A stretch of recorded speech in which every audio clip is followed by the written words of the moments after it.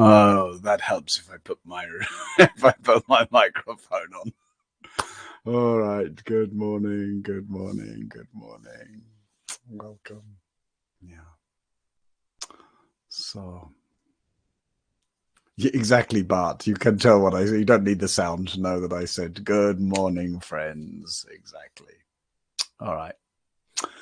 So, what I just started out by saying was that I've been sitting here for a while this morning while that little welcome screen was on. And I've been just sitting, listening to the sounds of the morning and then chanting. And just that feel of intoning the sounds, that, partly the sound and the rhythm and the feeling that resonates down through the central channel, chest, throat, belly, feeling of openness. And also that sense of lineage, really, that sense of, just Namo tassa bhagavato arahato samma sambuddhassa. Like, these, like thousands of years, right? At least, well, about 2,600 years that people have been chanting that every day, and chanting it as a sound, intention, and they're just orientating the heart to awakeness. That's what the homage chant is. It's like that sort of, I think of it as 3 layers of what we mean by Buddha. Right? Buddha, partly historical Buddha, like you can see the statues behind me, and that sense of like homage to Buddha as somebody who kind of set in motion the wheel of the Dharma, if you like, in that kind of language. And that points to awakeness, and all the tradition and the practices and the teachings that point to awakeness, that kind of remind us of this fundamental possibility for us as human beings to be awake, rather than just pulled around by our habits, and by whatever gets stirred up internally in us, and whatever's going on and is constantly being stirred up in the world around us. So that's like the first homage to Buddha, to that historical figure, but mostly that figure of, that symbol of awakening. And then the second layer of that, and is like the way that homage are pointing to, a reminding of our own awakeness.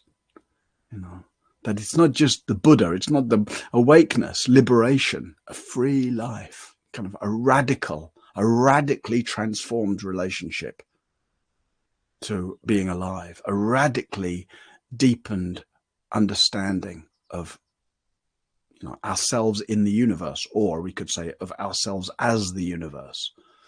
That doesn't belong to some golden figure or some historical figure. It's our own birthright. It's the nature of our own mind. We are made of the awakeness of consciousness.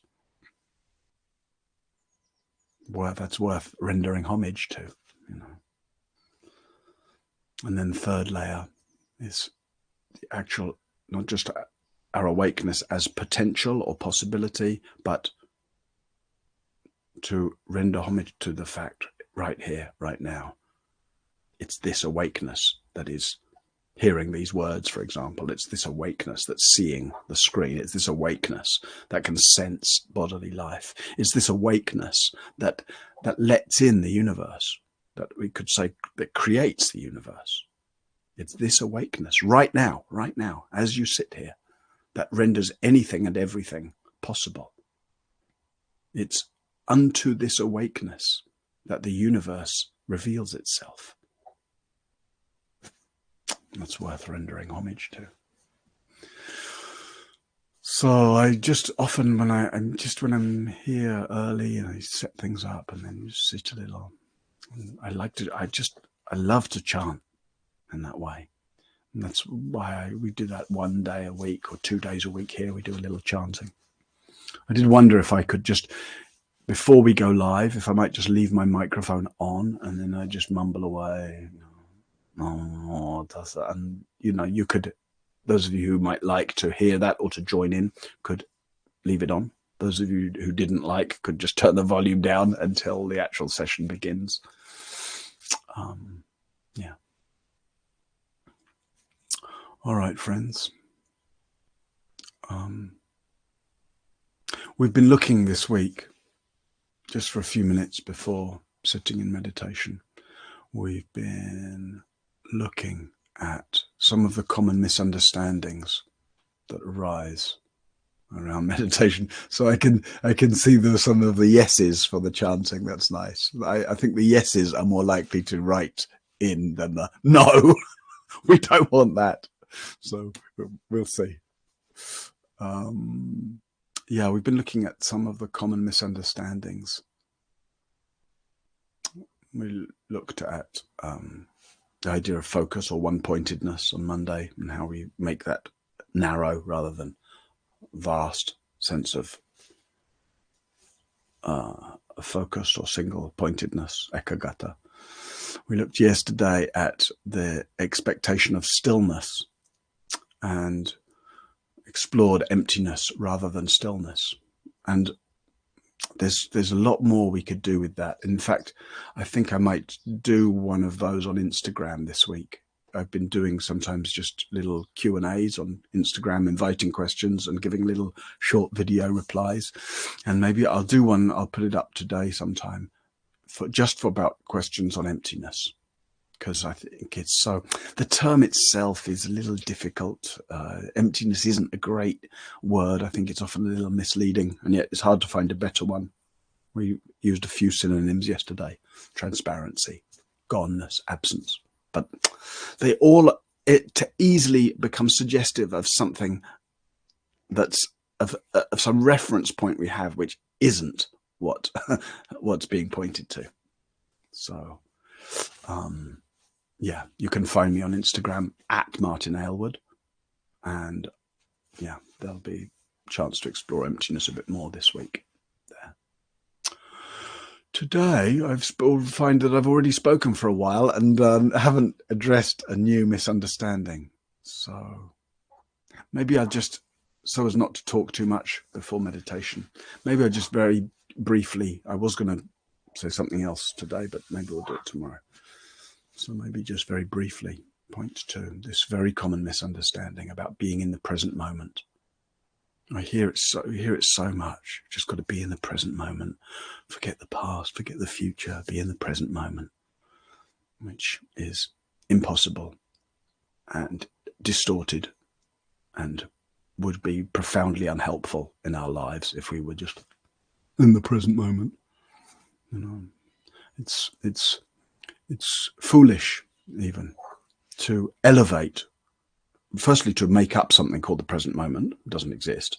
You can't find, just like you can't really find the future or the past, you can't find the present moment either. So it's foolish that we make up something called the present moment. And then it's equally foolish that we try to stay there as if no thought of future or past should arrive.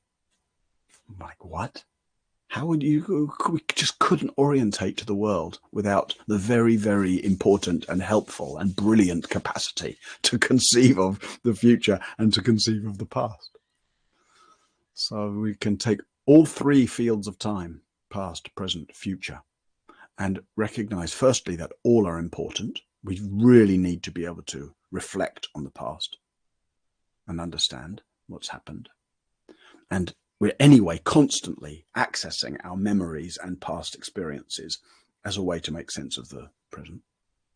We need to be able to conceive of the future, right? To have some orientation to doing anything, going anywhere,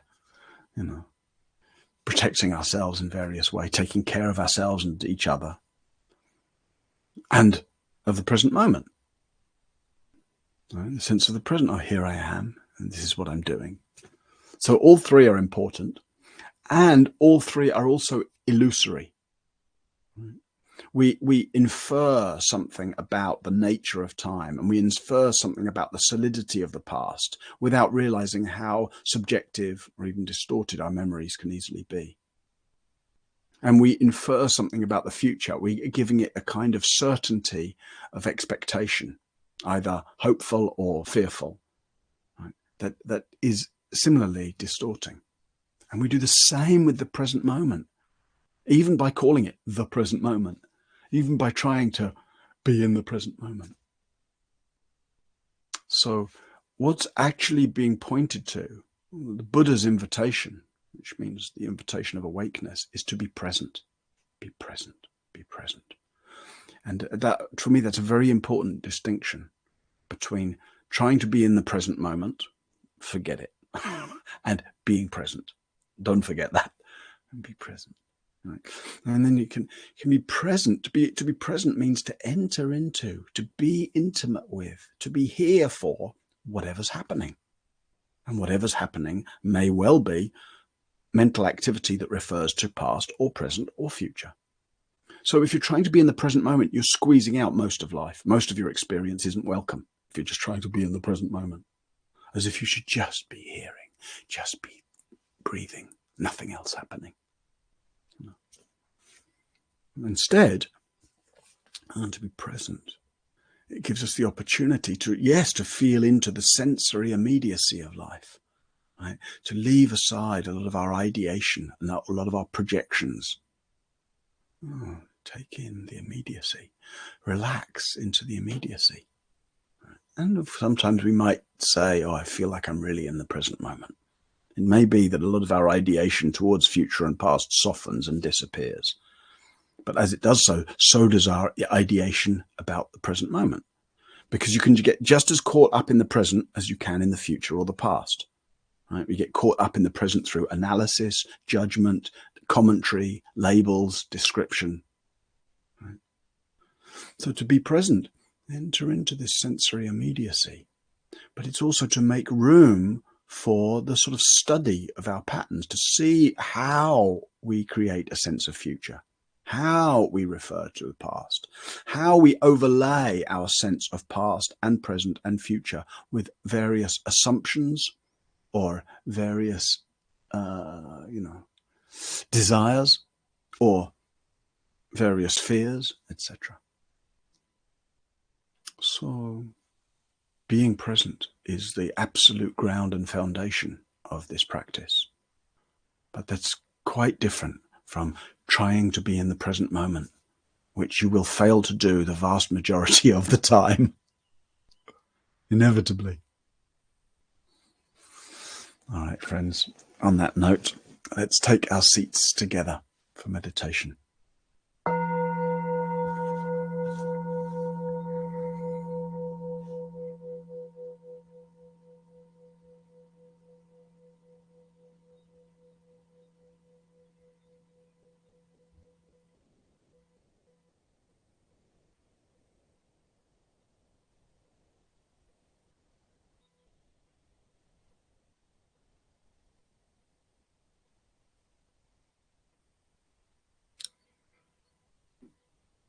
So without efforting, without forcing or narrowing your attention, see how you can really enter into presence and feel your way into this body sitting, the aliveness of sensation, the flow of breathing, the naturalness of being here. Inviting your attention to gather and settle.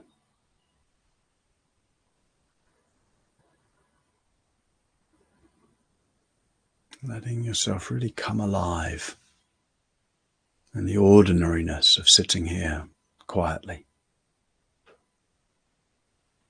of being present.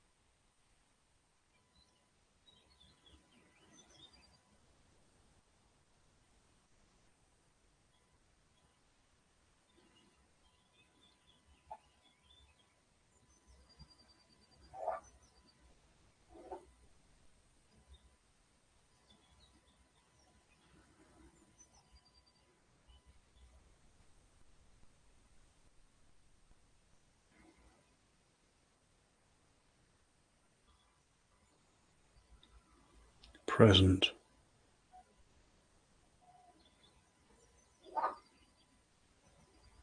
in your breathing body.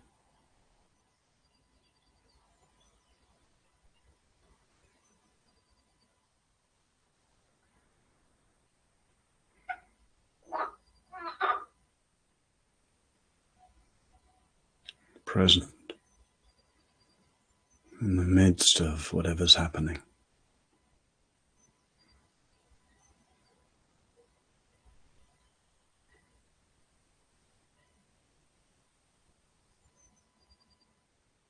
Present to the flickering of thinking,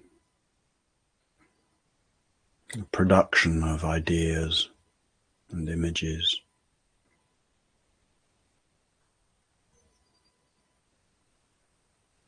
Present with the intention to witness those flickering thoughts without getting carried away by them.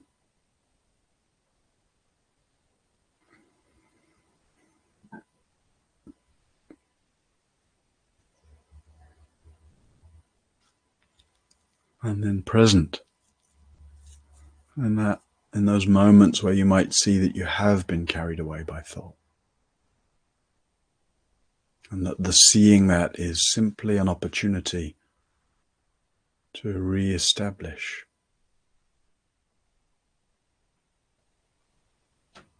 a sense of presence.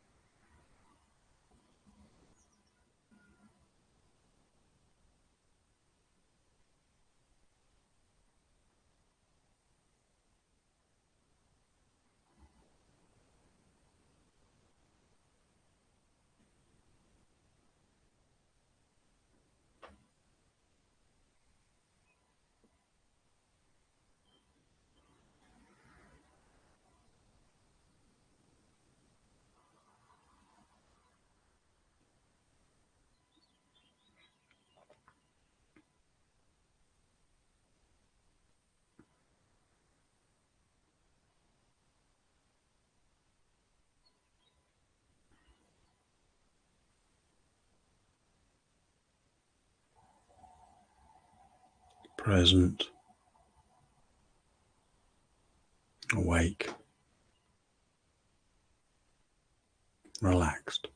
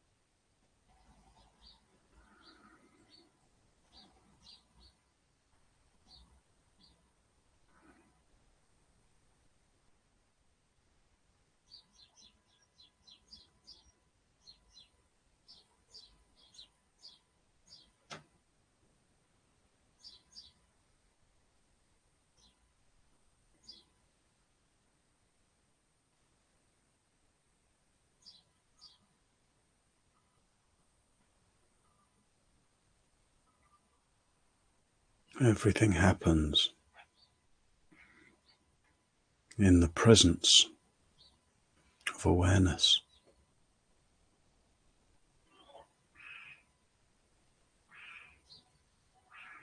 Images or stories of the past arise right here, revealed in the light of presence. Fantasies or concerns about the future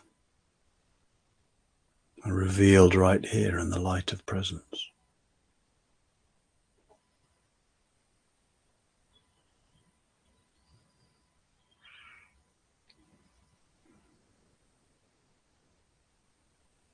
Established in presence, you span the three fields of time.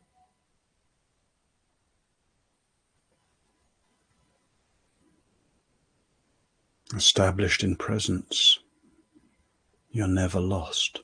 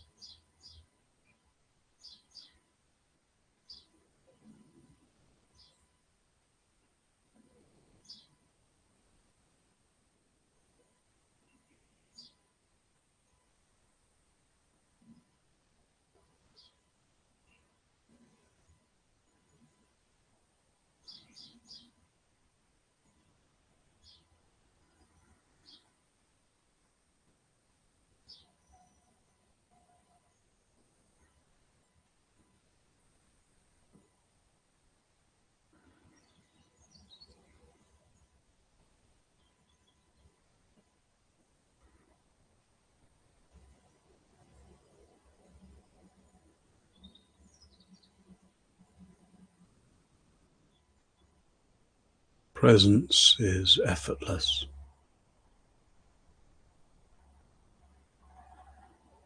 found through relaxation, through the natural awakeness that is the ground of our experience.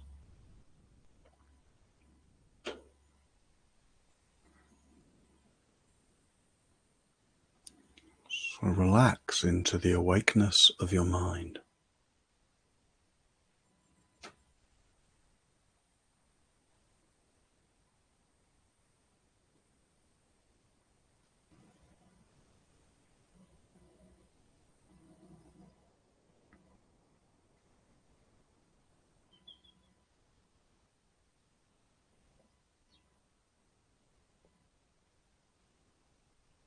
Let experience come and go freely.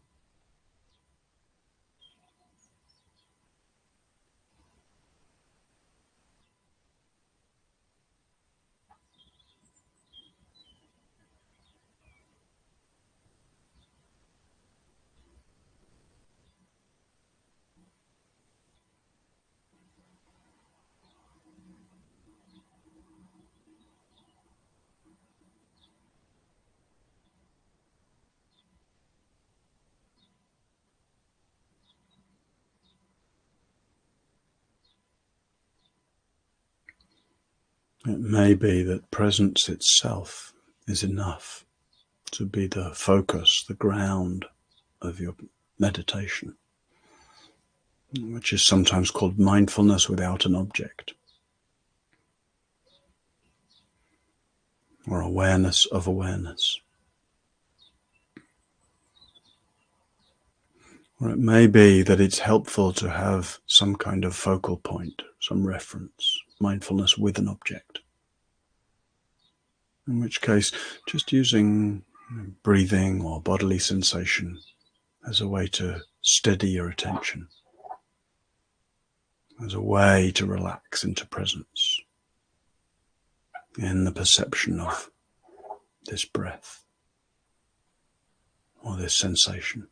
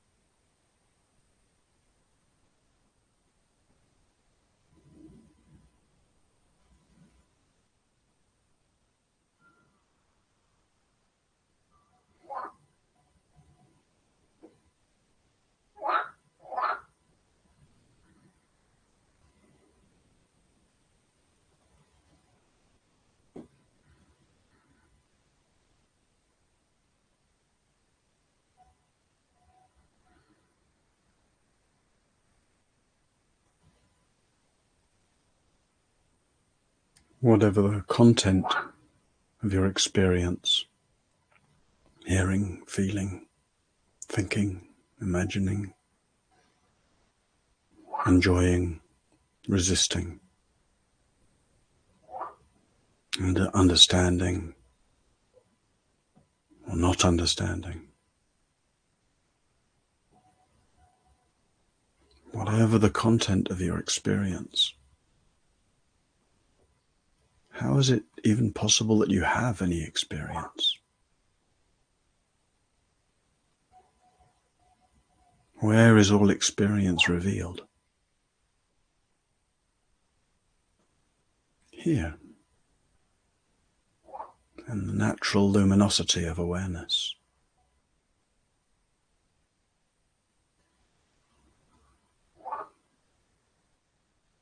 To recognize this and to relax into this light of awareness. This is being present.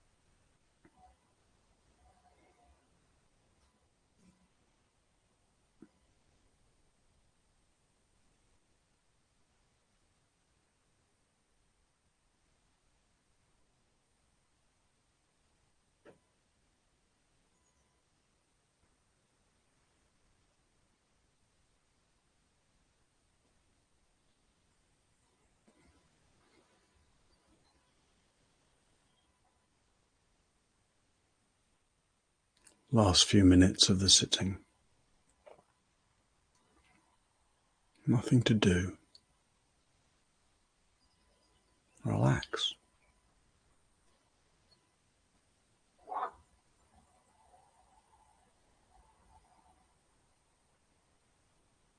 Don't try to be present.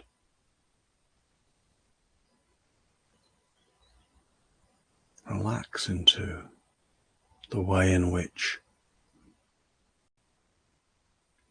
you're already present. The way in which you're right here. The way in which all your experience is right here.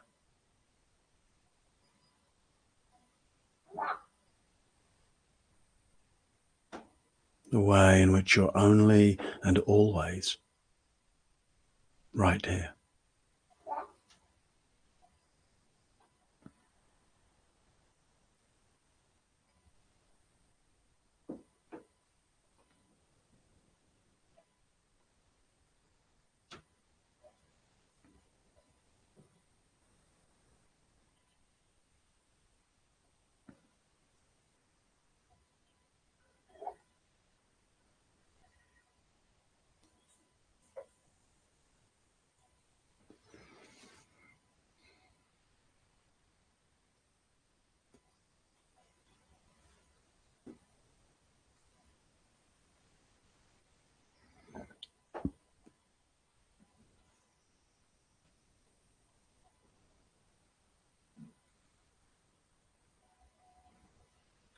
May we be effortlessly present, naturally present.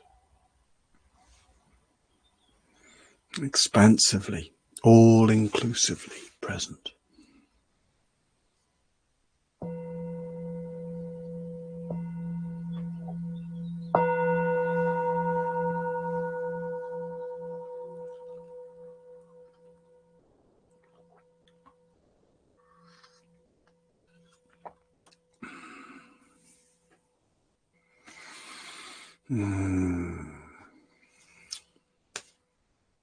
All right. I can see a little bit of confusion in the chat column. So if you have questions or just anything you'd like to explore about what I've said, about ideas of the present moment or qualities of presence, please make use of this time. That's one of the reasons Sangha Live, or in many ways the main reason Sangha Live was set up, was to try to provide some kind of live interactive availability between teachers and students, so that people can bring their practice in that way, in a way that it's not always so easy to have that kind of interactive access. So here's the opportunity. You can write in the chat box, adding the word question in caps before your question, so I can differentiate them from just the comments. And you can also raise your hand. There's a little hand button at the bottom of the screen if you want to come on screen and ask a question that way. And if you do that, just let me know in the chat box that you've raised your hand, and then I can find you and invite you on. And before we get into that, just a short daily reminder about the fact that all this is supported by Dana, and only by Dana. So I show up here as Dana, wanting to share, offer teachings, wanting to support you the best I can. And then in return, we ask for your Dana to support us the best you can. And that means, your Dana supports me personally as the teacher this week. And it also supports Sangha Live and all the costs, the many thousands of dollars a month actually that it costs for the whole team that works to provide basically freely accessible teachings almost every day of the year. And that also supports everybody else, you and everybody else that ever participates in teachings. So you can go to sangha.live/donate, and that's the way to offer. And that link is also in the reminder email that you got about this morning's session. So thank you for whatever support you're able to offer and feel moved to offer, and then do offer. All right.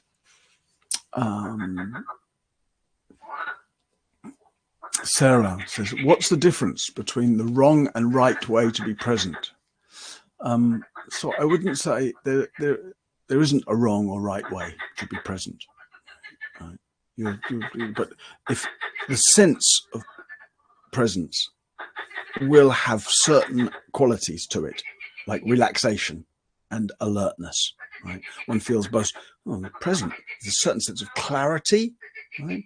I'm getting closer and brighter in my contact with what's happening. Right? The frogs are really going for it this morning. I don't know if you can hear them, but so that's one of the qualities.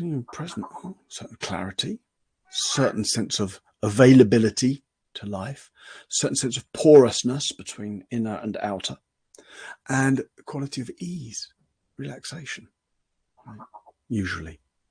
It may be that within that ease and relaxation, we're present enough to notice some agitation or tension, right? But there's a sense to be present in the midst of, or present with tension. There's a certain sense of steadiness. I'm able to be contactful with it, curious about it, open to it, etc. So it's not that there's a right and wrong way to be present. It's more that we often have unhelpful ideas about what it would be like to be present. Right? Like, for example, the idea I spoke about at the beginning, the idea that, if I'm present, I'll be just in the present moment and no thoughts of past or future would arrive. Or that if I'm present, then things feel a certain way. And the reason we have those thoughts is partly because of maybe what we've read and what we assume, but it's also because of certain meditative experiences we might have where we feel very present, but that sense of presence is delivered in a certain experience where we feel, oh, very peaceful or very expansive. And then we think, oh, to feel present is to be very expansive or is to be very peaceful. But no, not necessarily. Sometimes you're present with and in a sense of agitation. You're present to and curious about and tracking some confusion, right? Or some discomfort. Yeah. I hope that is somewhat clarifying. What else? What else? Jeremy, where does awareness come from? Very good question. Completely unanswerable, but very good question. Is it just a series of chemical reactions in brain and body developed through evolution, or is there a spiritual dimension? Oh, very good question, Jeremy. Very good question. I wouldn't dare to attempt to answer that.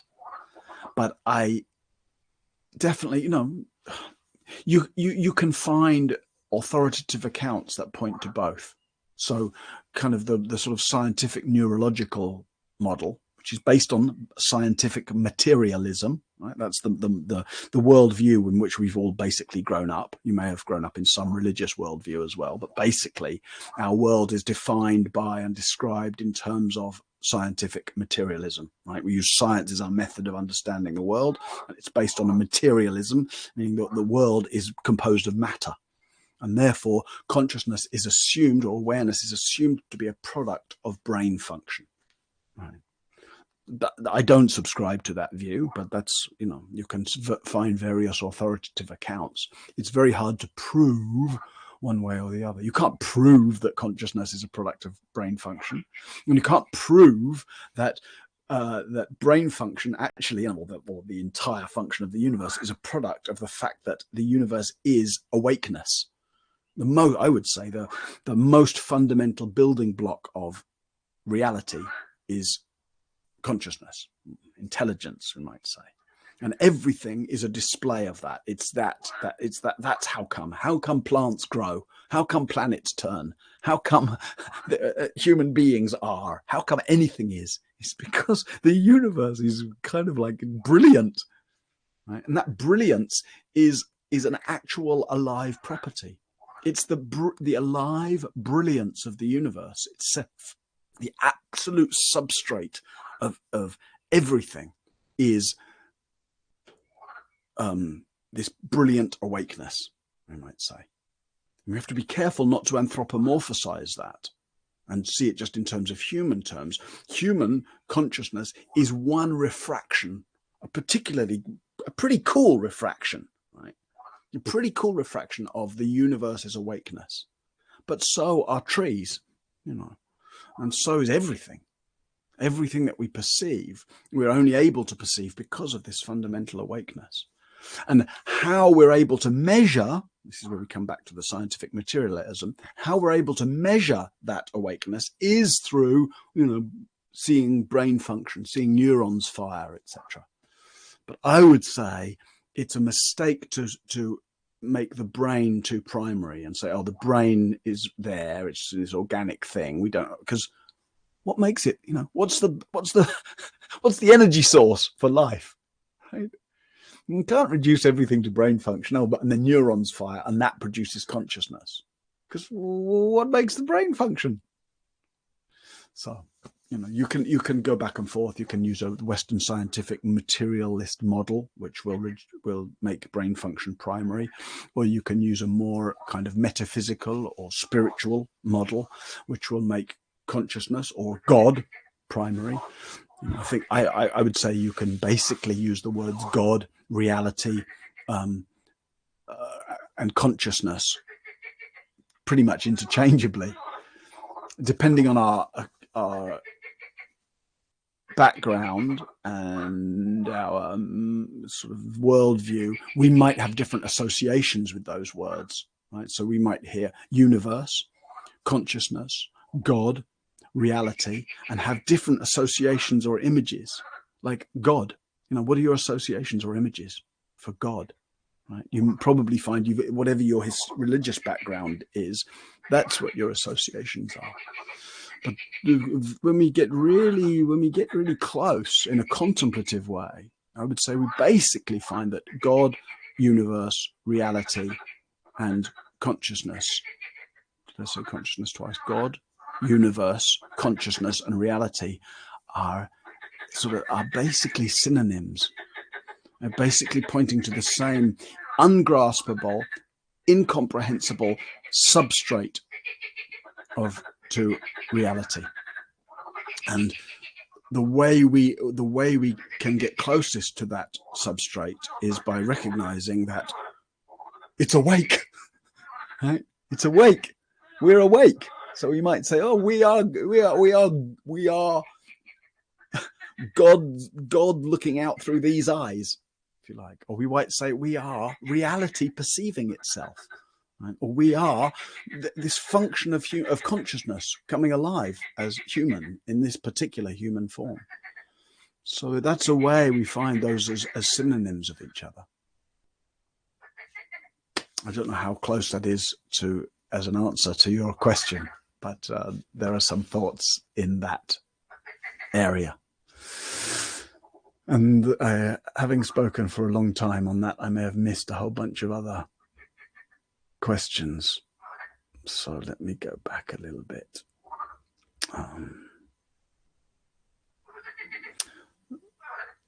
How does it feel to be?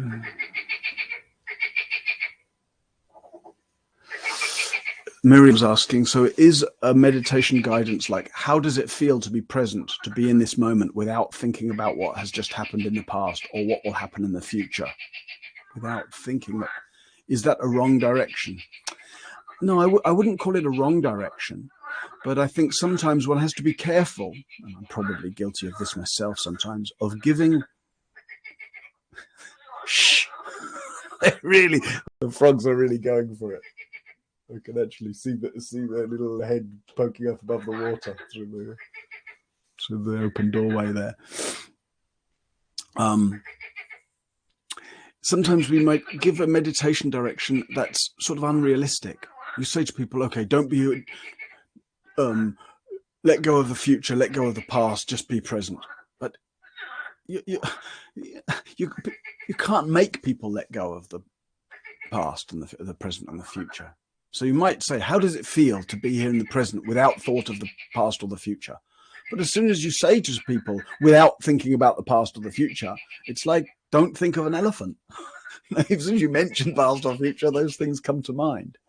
So I don't think it's a wrong instruction, but I do think there's a danger of over reifying something called the present moment and overly negating a sense of future and past, and therefore reducing the magnificence and the potency and the multidimensionality of presence to something a bit clunky called the present moment.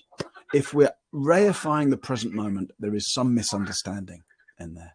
If we're making the present moment more important than the future or the past, there's some misunderstanding in there. Where that misunderstanding comes from is the fact that, of course, when we're present, there is a greater sense of immediacy. We do find ourselves less concerned with future and past, right? But to be less concerned by them, to let the thoughts of future and past drop, which is equally to let thoughts about present drop, is not to be confused with the idea that, we've got to let go of future and past and just be in the present. Hopefully that's clear in some ways. If not, contemplate it in your own experience. The best answers won't come from me. I can give some pointers, but the best is like these things are subtle, right? And they're not best understood through thinking about them. They're best understood by like living your way into them, right? In your closest experience. All right. I can see that the people have been suggesting books and various things and talking about tech stuff and all of that. So, yes, those are some resources. I hope, let me just ask you before we end, how's the sound? I know you can hear the frogs well, but I'm using a different microphone this week than I've used previously. So I just want to check that the sound is good. And I also want to check, I like the frogs. I know some of you do too. I leave the door slightly open so that you can hear the frogs, but when they're very loud like this, is it okay? Can you still hear me more primarily than you can hear the frogs? Yeah, okay, sound is, okay, great. Okay, good. All right, friends, thank you for your presence and your practice and your dana and your kind thoughts for each other and the aliveness of your questions. See you tomorrow. Thank you.